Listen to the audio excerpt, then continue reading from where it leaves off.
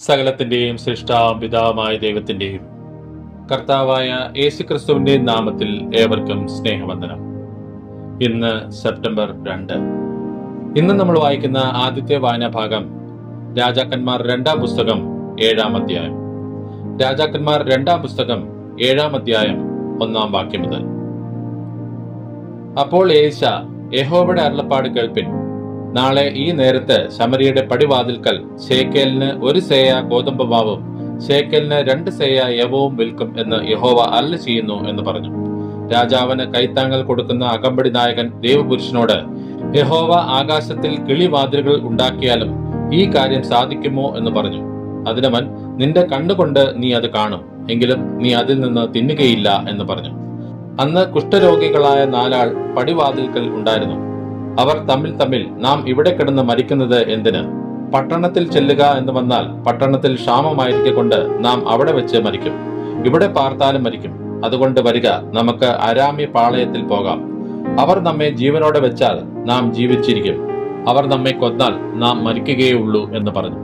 അങ്ങനെ അവർ അരാപാളയത്തിൽ പോകുവാൻ സന്ധ്യാസമയത്ത് പുറപ്പെട്ട് അരാപാളയത്തിന്റെ അറ്റത്ത് വന്നപ്പോൾ അവിടെ ആരെയും കാണുവാനില്ല.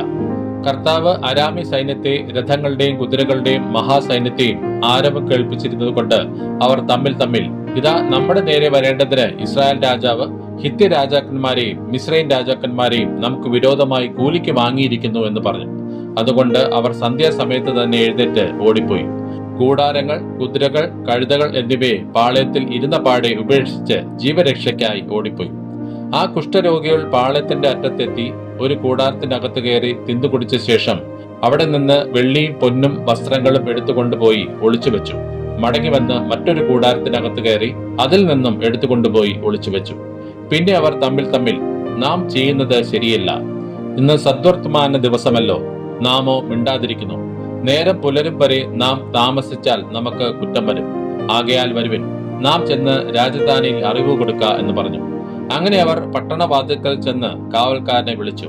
ഞങ്ങൾ അരാം പാളയത്തിൽ പോയിരുന്നു. അവിടെ ഒരു മനുഷ്യനുമില്ല, ഒരു മനുഷ്യന്റെയും ശബ്ദം കേൾപ്പാനുമില്ല. കുതിരകളും കഴുതകളും കെട്ടിയിരിക്കുന്ന പാടെ നിൽക്കുന്നു, കൂടാരങ്ങളും അപ്പാടെ തന്നെ ഇരിക്കുന്നു എന്ന് പറഞ്ഞു. അവൻ കാവൽക്കാരെ വിളിച്ചു. അവർ അകത്ത് രാജധാനിയിൽ അറിവ് കൊടുത്തു. രാജാവ് രാത്രിയിൽ തന്നെ എഴുന്നേറ്റ് ഭൃത്യന്മാരോട്, അരാമ്യർ നമ്മോട് ഈ ചെയ്തത് എന്തെന്ന് ഞാൻ പറഞ്ഞു തരാം. നാം വിശന്നിരിക്കയാകുന്നു എന്ന് അവർ അറിഞ്ഞിട്ട് അവർ പട്ടണത്തിൽ നിന്ന് പുറത്തു വരും. അപ്പോൾ നമുക്ക് അവരെ ജീവനോടെ പിടിക്കുകയും പട്ടണത്തിൽ കടക്കുകയും ചെയ്യാമെന്നുറച്ച് അവർ പാളയം വിട്ടുപോയി വയലിൽ ഒളിച്ചിരിക്കയാകുന്നു എന്ന് പറഞ്ഞു.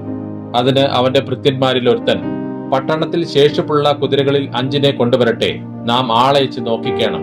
അവർ ഇവിടെ ശേഷിച്ചിരിക്കുന്ന ഇസ്രായേലിന്റെ സകല പുരുഷാരവും നശിച്ചുപോയിരിക്കുന്ന ഇസ്രായേലിന്റെ സകല പുരുഷാരവും എന്ന പോലെ ഇരിക്കും എന്ന് ഉത്തരം പറഞ്ഞു. അങ്ങനെ അവർ 2 രഥം കുതിരയെ കെട്ടിക്കൊണ്ടുവന്നു. രാജാവ് അവരെ അരാമി സൈന്യത്തിന്റെ പിന്നാലെ അയച്ചു. നിങ്ങൾ ചെന്ന് നോക്കുവിൻ എന്ന് കൽപ്പിച്ചു. അവർ യോർദാൻ വരെ അവരുടെ പിന്നാലെ ചെന്നു. എന്നാൽ അരാമ്യർ തത്രപ്പാടിൽ എറിഞ്ഞുകളഞ്ഞ വസ്ത്രങ്ങളും മറ്റ് സാധനങ്ങളും കൊണ്ട് വഴിയൊക്കെയും നിറഞ്ഞിരുന്നു. ദൂതന്മാർ മടങ്ങി വന്ന് വിവരം രാജാവിനെ അറിയിച്ചു. അങ്ങനെ ജനം പുറപ്പെട്ട് അരാം പാളയം കൊള്ളയിട്ടു. യഹോവയുടെ വചനപ്രകാരം അന്ന് ശേക്കേലിന് 1 സേയ ഗോതമ്പ് മാവും ശേക്കേലിന് 2 സേയ യവവും വിറ്റു. രാജാവ് തനിക്ക് കൈത്താങ്ങൽ കൊടുക്കുന്ന അകമ്പടി നായകനെ വാതിൽക്കൽ വിചാരകനായി നിയമിച്ചിരുന്നു. ജനം അവനെ ചവിട്ടിക്കളഞ്ഞു. രാജാവ് ദൈവപുരുഷന്റെ അടുക്കൽ വന്നപ്പോൾ അവൻ പറഞ്ഞിരുന്നത് പോലെ അവൻ മരിച്ചുപോയി. നാളെ ഈ നേരത്ത് ശമരിയുടെ പടിവാതിൽക്കൽ ശേക്കേലിന് 2 സേയ യവവും ശേക്കേലിന് 1 സേയ ഗോതമ്പ് മാവും വിൽക്കുമെന്ന് ദൈവപുരുഷൻ രാജാവിനോട് പറഞ്ഞപ്പോൾ ഈ അകമ്പടി നായകൻ ദൈവപുരുഷനോട്, യഹോവ ആകാശത്തിൽ കിളിവാതിലുകൾ ഉണ്ടാക്കിയാലും ഈ വാക്ക് പോലെ സംഭവിക്കുമോ എന്ന് ഉത്തരം പറഞ്ഞു. അതിനവൻ, നിന്റെ കണ്ണുകൊണ്ട് നീ അത് കാണും, എങ്കിലും നീ അതിൽ നിന്ന് തിന്നുകയില്ല എന്ന് പറഞ്ഞിരുന്നു. അവണ്ണം തന്നെ അവന് ഭവിച്ചു. പടിവാതിൽക്കൽ വെച്ച് ജനം അവനെ ചവിട്ടിക്കളഞ്ഞു. അവൻ മരിച്ചുപോയി. ഇന്ന് നമ്മൾ വായിക്കുന്ന 2-ാമത്തെ വായനാ ഭാഗം വിലാപങ്ങൾ 3-ാം അധ്യായം. വിലാപങ്ങൾ 3-ാം അധ്യായം 1-ാം വാക്യം മുതൽ. ഞാൻ അവന്റെ കോപത്തിന്റെ വടികൊണ്ട് കഷ്ടം കണ്ട പുരുഷനാകുന്നു. അവൻ എന്നെ വെളിച്ചത്തിലല്ല ഇരുട്ടിലത്രേ നടത്തിക്കൊണ്ട് പോന്നിരിക്കുന്നത്. അതെ, അവൻ ഇടവിടാതെ പിന്നെയും തന്റെ കൈ എന്റെ നേരെ തിരിക്കുന്നു. എന്റെ മാംസത്തെയും ത്വക്കിനെയും അവൻ ജീർണമാക്കി എന്റെ അസ്ഥികളെ തകർത്തിരിക്കുന്നു. അവൻ എന്റെ നേരെ പണിത് നഞ്ചും പ്രയാസവും എന്നെ ചുറ്റുമാറാക്കിയിരിക്കുന്നു. ശാശ്വത മൃതന്മാരെ പോലെ അവൻ എന്നെ ഇരുട്ടിൽ പാർപ്പിച്ചിരിക്കുന്നു. പുറത്തു പോകുവാൻ കഴിയാതെ വണ്ണം അവൻ എന്നെ വേലി കെട്ടിയയച്ച് എന്റെ ചങ്ങലയെ ഭാരമാക്കിയിരിക്കുന്നു. ഞാൻ കൂകി നിലവിളിച്ചാലും അവൻ എന്റെ പ്രാർത്ഥന തടുത്തു കളയുന്നു. വെട്ടുകല്ലുകൊണ്ട് അവൻ എന്റെ വഴി അടച്ച് എന്റെ പാതകളെ വികടമാക്കിയിരിക്കുന്നു. അവൻ എനിക്ക് പതിയിരിക്കുന്ന കരടിയെപ്പോലെയും മറഞ്ഞു നിൽക്കുന്ന സിംഹത്തെ പോലെയും ആകുന്നു. അവൻ എന്റെ വഴികളെ തെറ്റിച്ച് എന്നെ കടിച്ചു കീറി ശൂന്യമാക്കിയിരിക്കുന്നു. അവൻ വില്ല് കുലച്ച് എന്നെ അമ്പിന് ലാക്കാക്കിയിരിക്കുന്നു. അവൻ തന്റെ പൂണിയിലെ അമ്പുകളെ എന്റെ അന്തരംഗങ്ങളിൽ തറപ്പിച്ചിരിക്കുന്നു. ഞാൻ എന്റെ സർവ്വജനത്തിനും പരിഹാസവും ഇടപെടാതെ അവരുടെ പാട്ടും ആയിത്തീർന്നിരിക്കുന്നു. അവൻ എന്നെ കയ്പുകൊണ്ട് നിറച്ച് കാഞ്ഞിരം കൊണ്ട് മത്ത് പിടിപ്പിച്ചിരിക്കുന്നു. അവൻ കല്ലുകൊണ്ട് എന്റെ പല്ല് തകർത്ത് എന്നെ വെണ്ണീർ ഇട്ടുരുട്ടിയിരിക്കുന്നു. നീ എന്റെ പ്രാണനെ സമാധാനത്തിൽ നിന്ന് നീക്കി ഞാൻ സുഖം മറന്നിരിക്കുന്നു. എന്റെ മഹത്വവും യഹോവയെങ്കിലുള്ള എന്റെ പ്രത്യാശയും പൊയ്പോയല്ലോ എന്ന് ഞാൻ പറഞ്ഞു. നീ എന്റെ കഷ്ടതയും അരിഷ്ടതയും കാഞ്ഞിരവും കയ്പും ഓർക്കണമേ. എന്റെ പ്രാണൻ എന്റെ ഉള്ളിൽ എപ്പോഴും അവയെ ഓർത്ത് ഉരുകിയിരിക്കുന്നു. ഇത് ഞാൻ ഓർക്കും, അതുകൊണ്ട് ഞാൻ പ്രത്യാശിക്കും. നാം മുടിഞ്ഞു പോകാതിരിക്കുന്നത് യഹോവയുടെ ദയയാകുന്നു. അവന്റെ കരുണ തീർന്നു പോയിട്ടില്ലല്ലോ. അത് രാവിലെ തോറും പുതിയതും നിന്റെ വിശ്വസ്തത വലിയതും ആകുന്നു. യഹോവ എന്റെ ഓഹരി എന്ന് എന്റെ ഉള്ളം പറയുന്നു. അതുകൊണ്ട് ഞാൻ അവനിൽ പ്രത്യാശ വയ്ക്കുന്നു. തന്നെ കാത്തിരിക്കുന്നവർക്കും തന്നെ അന്വേഷിക്കുന്നവനും യഹോവ നല്ലവൻ. യഹോവയുടെ രക്ഷയ്ക്കായി മിണ്ടാതെ കാത്തിരിക്കുന്നത് നല്ലത്. ബാല്യത്തിൽ നുകം ചുമക്കുന്നത് ഒരു പുരുഷന് നല്ലത്. അവനത് അവന്റെ മേൽ വെച്ചിരിക്കൊണ്ട് അവൻ തനിച്ച് മൗനമായിരിക്കട്ടെ. അവൻ തന്റെ മുഖത്തെ പൊടിയോളം താഴ്ത്തട്ടെ. ഒരുപക്ഷെ പ്രത്യാശ ശേഷിക്കും. തന്നെ അടിക്കുന്നവന് അവൻ കവിൾ കാണിക്കട്ടെ. അവൻ വേണ്ടുവോളം നിന്ദ അനുഭവിക്കട്ടെ. കർത്താവ് എന്നേക്കും തള്ളിക്കളയുകയില്ലല്ലോ. അവൻ ദുഃഖിപ്പിച്ചാലും തന്റെ മഹാദയയ്ക്കൊത്തവണ്ണം അവന് കരുണ തോന്നും. മനസ്സോടെയല്ലല്ലോ അവൻ മനുഷ്യപുത്രന്മാരെ ദുഃഖിപ്പിച്ച് വ്യസനിപ്പിക്കുന്നത്. ഭൂമിയിലെ സകല ബദ്ധന്മാരെയും കാൽ കീഴിട്ട് മെതിക്കുന്നതും അത്യുന്നതന്റെ സന്നിധിയിൽ മനുഷ്യന്റെ ന്യായം മറച്ചു കളയുന്നതും മനുഷ്യനെ വ്യവഹാരത്തിൽ തെറ്റിച്ചു കളയുന്നതും കർത്താവ് കാണുകയില്ലയോ? കർത്താവ് കൽപ്പിക്കാതെ ആർ പറഞ്ഞിട്ടാകുന്നു വല്ലതും സംഭവിക്കുന്നത്? അത്യുന്നതന്റെ വായിൽ നിന്ന് നന്മയും തിന്മയും പുറപ്പെടുന്നില്ലയോ? മനുഷ്യൻ ജീവനുള്ളെന്ന് നെടുവേർപ്പെടുന്നത് എന്തിന്? ഓരോരുത്തൻ താന്റെ പാപങ്ങളെക്കുറിച്ച് നെടുവേർപ്പെടട്ടെ. നാം നമ്മുടെ നടപ്പ് ആരാഞ്ഞ് ശോധന ചെയ്ത് യഹോവയുടെ അടുക്കലേക്ക് തിരിയുക. നാം കൈകളെയും ഹൃദയത്തെയും സ്വർഗസ്വനായ ദൈവത്തിങ്കിലേക്ക് ഉയർത്തുക. ഞങ്ങൾ അതിക്രമം ചെയ്ത് മത്സരിച്ച് നീ ശ്രമിച്ചതുമില്ല. നീ കോപം പുതച്ച് ഞങ്ങളെ പിന്തുടർന്നു, കരുണ കൂടാതെ കൊന്നുകളഞ്ഞു. ഞങ്ങളുടെ പ്രാർത്ഥന കടക്കാതെ വണ്ണം നീ മേഘം കൊണ്ട് നിന്നെ തന്നെ മറച്ചു. നീ ഞങ്ങളെ ജാതികളുടെ ഇടയിൽ ചവറും എച്ചിലും ആക്കിയിരിക്കുന്നു. ഞങ്ങളുടെ ശത്രുക്കളൊക്കെയും ഞങ്ങളുടെ നേരെ വായ് വളർന്നിരിക്കുന്നു. പേടിയും കെണിയും ശൂന്യവും നാശവും ഞങ്ങൾക്ക് ഭവിച്ചിരിക്കുന്നു. എന്റെ ജനത്തിൻ പുത്രിയുടെ നാശം നിമിത്തം നീർത്തോടുകൾ എന്റെ കണ്ണിൽ നിന്നൊഴുകുന്നു.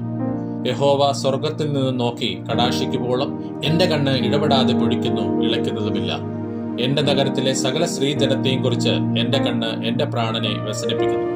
കാരണം കൂടാതെ എന്റെ ശത്രുക്കളായവർ എന്നെ ഒരു പക്ഷിയെപ്പോലെ വേട്ടയാടിയിരിക്കുന്നു.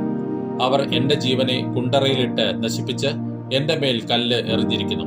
വെള്ളം എന്റെ തലയ്ക്ക് മീതെ കവിഞ്ഞൊഴുകി ഞാൻ നശിച്ചുപോയി എന്ന് ഞാൻ പറഞ്ഞു. യഹോവേ, ഞാൻ ആഴമുള്ള കുണ്ടറയിൽ നിന്ന് നിന്റെ നാമത്തെ വിളിച്ചപേക്ഷിച്ചിരിക്കുന്നു. എന്റെ നിലവെറുപ്പിനും എന്റെ നിലവിളിക്കും ചെവി പൊത്തി കളയരുതേ എന്നുള്ള എന്റെ പ്രാർത്ഥന നീ കേട്ടിരിക്കുന്നു. ഞാൻ നിന്നെ വിളിച്ചപേക്ഷിച്ച നാളിൽ നീ അടുത്തു വന്ന് ഭയപ്പെടേണ്ട എന്ന് പറഞ്ഞു. കർത്താവെ, നീ എന്റെ വ്യവഹാരം നടത്തി എന്റെ ജീവനെ വീണ്ടെടുത്തിരിക്കുന്നു. യഹോവേ, ഞാൻ അനുഭവിച്ച അന്യായം നീ കണ്ടിരിക്കുന്നു. എന്റെ വ്യവഹാരം തീർത്തു തരണമേ. അവർ ചെയ്ത സകല പ്രതികാരവും എനിക്ക് വിരോധമായുള്ള അവരുടെ സകല നിരൂപണങ്ങളും നീ കണ്ടിരിക്കുന്നു. യഹോവേ, അവരുടെ നിന്ദയും എനിക്ക് വിരോധമായുള്ള അവരുടെ സകല നിരൂപണങ്ങളും എന്റെ എതിരികളുടെ വാക്കുകളും ഇടപെടാതെ എനിക്ക് വിരോധമായുള്ള ദിനവും നീ കേട്ടിരിക്കുന്നു. അവരുടെ ഇരിപ്പും എഴുന്നേൽപ്പും നോക്കണമേ. ഞാൻ അവരുടെ പാട്ടായിരിക്കുന്നു. യഹോവേ, അവരുടെ പ്രവൃത്തിക്ക് തക്കവണ്ണം അവർക്ക് പകരം ചെയ്യണമേ.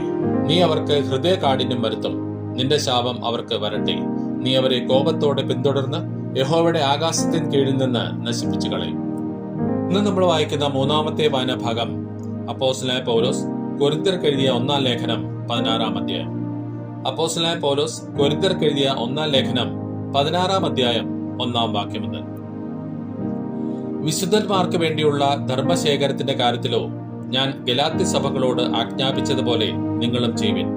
ഞാൻ വന്ന ശേഷം മാത്രം ശേഖരണം ഉണ്ടാകാതിരിക്കേണ്ടതിന് ആഴ്ചവട്ടത്തിൽ 1-ാം നാൾ തോറും നിങ്ങളിൽ ഓരോരുത്തൻ തനിക്ക് കഴിവുള്ളത് ചരതിച്ച് തന്റെ പക്കൽ വെച്ചുകൊള്ളണം. ഞാൻ എത്തിയ ശേഷം നിങ്ങളുടെ ധർമ്മം യെരുശലേമിലേക്ക് കൊണ്ടുപോകുവാൻ നിങ്ങൾക്ക് സമ്മതമുള്ളവരെ ഞാൻ എഴുത്തോടുകൂടെ അയക്കും. ഞാനും പോകുവാൻ തക്കവണ്ണം അത് യോഗ്യമായിരുന്നാൽ അവർക്ക് എന്നോടുകൂടെ പോരാം. ഞാൻ മക്കദോനിയയിൽ കൂടി കടന്ന ശേഷം നിങ്ങളുടെ അടുക്കൽ വരും. മക്കദോനിയയിൽ കൂടിയാകുന്നു ഞാൻ വരുന്നത്. ഞാൻ പോകുന്നിടത്തേക്ക് നിങ്ങൾ എന്നെ യാത്രയപ്പാൻ തക്കവണ്ണം ഒരുപക്ഷെ നിങ്ങളോടുകൂടെ പാർക്കും. ഹിമകാലം കൂടി കഴിക്കുമായിരിക്കും. കർത്താവ് അനുവദിച്ചാൽ കുറെ കാലം നിങ്ങളോടുകൂടെ പാർപ്പാൻ ആശിക്കുന്നത് കൊണ്ട് ഞാൻ ഈ പ്രാവശ്യം കടന്നു പോകും വഴിയല്ല നിങ്ങളെ കാണുവാൻ ഇച്ഛിക്കുന്നത്. എഫെസോസിൽ ഞാൻ പെന്തക്കോസ്ത് വരെ പാർക്കും. എനിക്ക് വലിയതും സഫലവുമായൊരു വാതിൽ തുറന്നിരിക്കുന്നു. എതിരാളികളും പലർ ഉണ്ട്. തിമോഥെയോസ് വന്നാൽ അവൻ നിങ്ങളുടെ ഇടയിൽ നിർഭയമായിരിക്കാൻ നോക്കുവിൻ. എന്നെപ്പോലെ തന്നെ അവൻ കർത്താവിന്റെ വേല ചെയ്യുന്നുവല്ലോ. ആരും അവനെ അലക്ഷ്യമാക്കരുത്. ഞാൻ സഹോദരന്മാരുമായി അവനെ കാത്തിരിക്കൊണ്ട് എന്റെ അടുക്കൽ വരുവാൻ അവനെ സമാധാനത്തോടെ യാത്രയയപ്പിൻ. സഹോദരനായ അപ്പല്ലോസിന്റെ കാര്യമോ, അവൻ സഹോദരന്മാരോടുകൂടെ നിങ്ങളുടെ അടുക്കൽ വരണമെന്ന് ഞാൻ അവനോട് വളരെ അപേക്ഷിച്ചുവെങ്കിലും ഇപ്പോൾ വരുവാൻ അവന് ഒട്ടും മനസ്സായില്ല. അവസരം കിട്ടിയാൽ അവൻ വരും. ഉണർന്നിരിപ്പിൻ, വിശ്വാസത്തിൽ നിലനിൽപ്പിൻ, പുരുഷത്വം കാണിപ്പിൻ, ശക്തിപ്പെടുവിൻ. നിങ്ങൾ ചെയ്യുന്നതെല്ലാം സ്നേഹത്തിൽ ചെയ്യുവിൻ. സഹോദരന്മാരെ, സ്തെഫനാസിന്റെ കുടുംബം അഖായിലെ ആദ്യഫലമെന്നും അവർ വിശുദ്ധന്മാരുടെ ശുശ്രൂഷയ്ക്ക് തങ്ങളെ തന്നെ ഏൽപ്പിച്ചിരിക്കുന്നുവെന്നും നിങ്ങൾ അറിയുന്നുവല്ലോ. ഇങ്ങനെയുള്ളവർക്കും അവരോടുകൂടെ പ്രവർത്തിക്കുകയും അധ്വാനിക്കുകയും ചെയ്യുന്ന ഏവനും നിങ്ങളും കീഴ്പ്പെട്ടിരിക്കണം എന്ന് ഞാൻ നിങ്ങളെ പ്രബോധിപ്പിക്കുന്നു. സ്തെഫനാസും ഫൊർത്തുനാത്തോസും അഖായിക്കോസും വന്നത് എനിക്ക് സന്തോഷമായി. നിങ്ങളുടെ ഭാഗത്ത് കുറവായിരുന്നത് അവർ നികത്തിയിരിക്കുന്നു. അവർ എന്റെ മനസ്സും നിങ്ങളുടെ മനസ്സും തണുപ്പിച്ചുവല്ലോ. ഇങ്ങനെയുള്ളവരെ മാനിച്ചുകൊള്ളുവിൻ. ആസിയയിലെ സഭകൾ നിങ്ങളെ വന്ദനം ചെയ്യുന്നു. അക്വിലാവും പ്രിസ്കയും അവരുടെ ഭവനത്തിലെ സഭയോടുകൂടെ കർത്താവിൽ നിങ്ങളെ വളരെ വന്ദനം ചെയ്യുന്നു. സകല സഹോദരന്മാരും നിങ്ങളെ വന്ദനം ചെയ്യുന്നു. വിശുദ്ധ ചുംബനത്താൽ അന്യോന്യം വന്ദനം ചെയ്യുവിൻ. പൗലോസായ എന്റെ കൈയാൽ വന്ദനം. കർത്താവിനെ സ്നേഹിക്കാത്തവൻ ഏവനും ശപിക്കപ്പെട്ടവൻ. നമ്മുടെ കർത്താവ് വരുന്നു. കർത്താവായ യേശുക്രിസ്തുവിന്റെ കൃപ നിങ്ങളോടുകൂടെ ഇരിക്കുമാറാകട്ടെ. നിങ്ങൾക്ക് എല്ലാവർക്കും ക്രിസ്തുയേശുവിൽ എന്റെ സ്നേഹം. ആമേൻ. ഇന്ന് നമ്മൾ വായിച്ചു കേട്ട ഈ വേദഭാഗങ്ങളാൽ പിതാവായ ദൈവത്തിൽ നിന്നും കർത്താവായ ക്രിസ്തുയേശുവിൽ നിന്നും ഏവർക്കും കൃപയും കനിവും സമാധാനവും ഉണ്ടാകട്ടെ. ആമേൻ.